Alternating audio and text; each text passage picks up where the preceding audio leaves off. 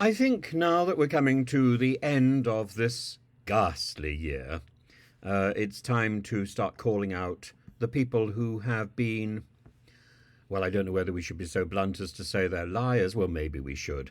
But people who have been economic with the truth, people who have been less than honest, people who have been performing some sort of imaginary tactics on other people, people who have been pursuing fantasy.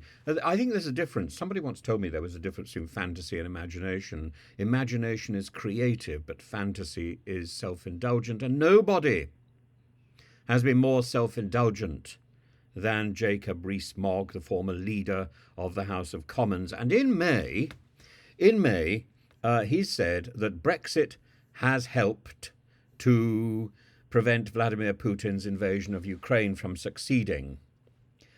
This, of course, is utterly farcical.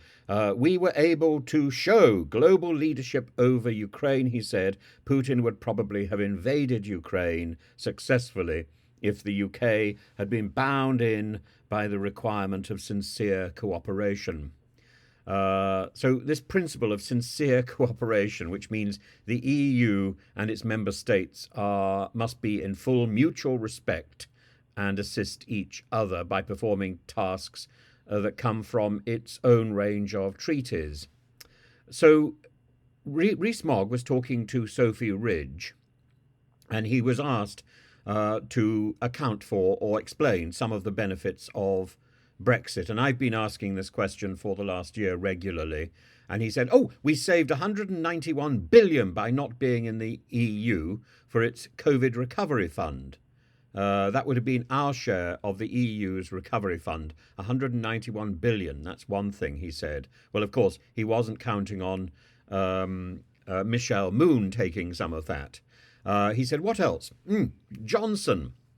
We've got a free trade deal with Australia, which will be much better than the forecasts predict. And we were able to show global leadership over Ukraine. Putin would probably have invaded Ukraine successfully if the UK had been bound in by the requirement and so on.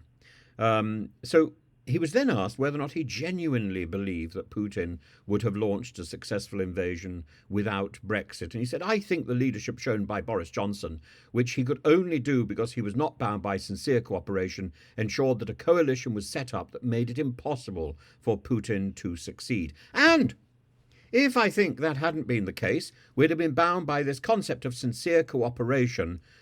We'd have had the mucky compromise that was delivered in 2014 when Russia invaded Crimea. But I think it's really important. Now, Johnson oversaw about 3.8 billion of military and economic support for Ukraine by that point. And between Russia's invasion in February and his departure a few months later. And Mr. Zelensky has praised both Johnson and Rishi Sunak from the first day of the Russian terror for supporting Ukraine. He's championed Western military aid from other European leaders as well.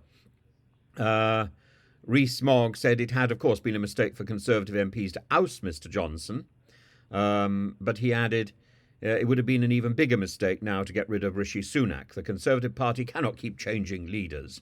We must back the leader we've got. I'm supporting Rishi Sunak. Let me be clear about that. I'm just off to GB News to get a career elsewhere just in case. Well, in the inevitable possibility that I lose my seat at the next general election. That's what he actually meant. It doesn't mean I agree with him on every policy. It doesn't mean he agrees with Rishi Sunak on almost any policy. So Rees-Mogg left the cabinet when Mr. Sunak came into power.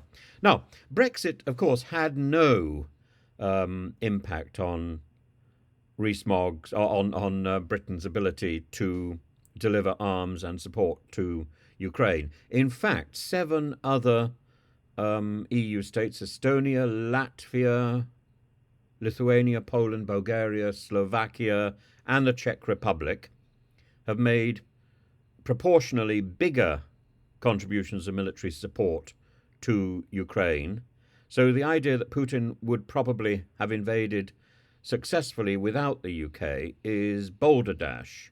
Other nations have also, France and Germany have also made donations to Ukraine. And so, although there's a bit of a go slow at the moment in realizing those donations, it's got very little to do with the expeditious advance of Britain's help, though it is, I'm sure it benefits. I'm sure it benefits, but it's got nothing to do with Brexit. Indeed, one could make a case to say that had Brexit not occurred, Mr. Putin probably would not have been inspired to invade Ukraine, because Europe would have been a much more unified and focused entity, and would almost certainly not have tolerated the invasion. As it was, Europe was fractured and distracted. And is Rees-Mogg right about saying that it was Europe's indecision that meant that there was no pushback to Putin's invasion of Ukraine? I don't think so.